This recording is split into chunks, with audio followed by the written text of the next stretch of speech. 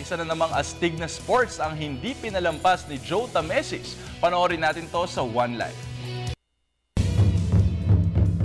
Good morning, boss, and welcome back dito sa Mindanao Avenue's Wushu Discovery sa Quezon City. And this time, we are gonna do the Chow Yun Fat thing because we have the weapons. Yes, syempre kasama natin ulit dito si Coach Christian Fallarme. Good morning again, Coach. Good morning. Okay, so Coach, meron tayong iba-ibang weapons dito sa Wushu na ginagamit. Pero basically, itong mga weapons na to, hindi sila talaga nakakasugat. Hindi kasi wala silang talim. Pero nakakasugat din yung dulo kasi matulis. Flexible sila. Flexible para tumunog pag hinahataw. Okay, so ito Coach, ito medyo makapal tong sword na to eh. Para siyang pang cloud strife. Anong tawag dito? Nantaw, weapon ng Southern style. Southern style. Itong sa hawak mo? Ito tawag dito, Chang, spear. Spear, ano naman siya? Anong background niya?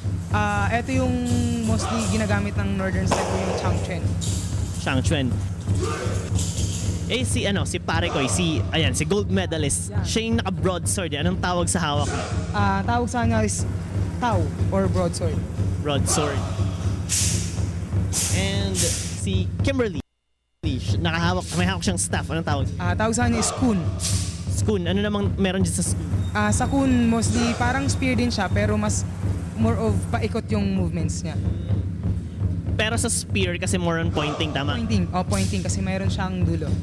And sa broadsword, it's more on? More of yung hataw, pari. Parry. And of course, sa likod natin, yan. Meron siyang hawak na straight sword. Anong tawag naman dyan, Coach? Chen. Chen, and the background of the Chen. Pareho sila ng spear. Kung Chen ang hawak mo, spear yung magiging long weapon. So, ganun din. More of ikot-ikot siya mas halos. Okay, so Coach, ano ba tong Wushu? Para ba tong mga online games na ikaw ang pipili ng weapon or lahat yan tinuturo naman? Actually, naka-base yan dun sa structure ng katawan at sa dun sa basic routine. Kung saan ka nanggaling basic routine, dun ka mapupunta sa weapon. Kagaya na ito, pag spear ka, dapat straight sword ka, tapos Chang Chen. Pag nagnantaw ka, dapat Nan Chen, tapos Nan Kun. Basically, mas malaki ka, mas mabigat yung weapon. Oo, kasi gaya sa'yo, pwede sa'yo yung malaking weapon, nantaw. Pag sa sparring kasi, choreographed yung weapon. Hindi yung actual talaga. So wala talagang tamaan. Walang tamaan. Kinakabahan kasi ako, naririnig ko nagsasnap yung mga weapon nila. Ayos lang yun, hindi naman siya makakatama. Okay, so basically, Coach, gaano katagal bago ma-master ang weapon? Actually, depende sa capacity ng tao. Kung mabilis siyang makapick up ng movements, mas madali. Pero kung medyo hirap makapick up, syempre mas tatagal yung iti-take na time bago ma-memorize.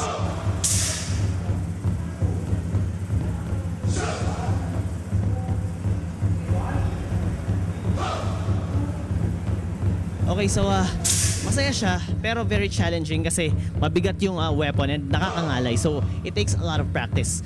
So Coach, sa mga boss natin dyan na gustong itry, baka gusto nyo silang invite.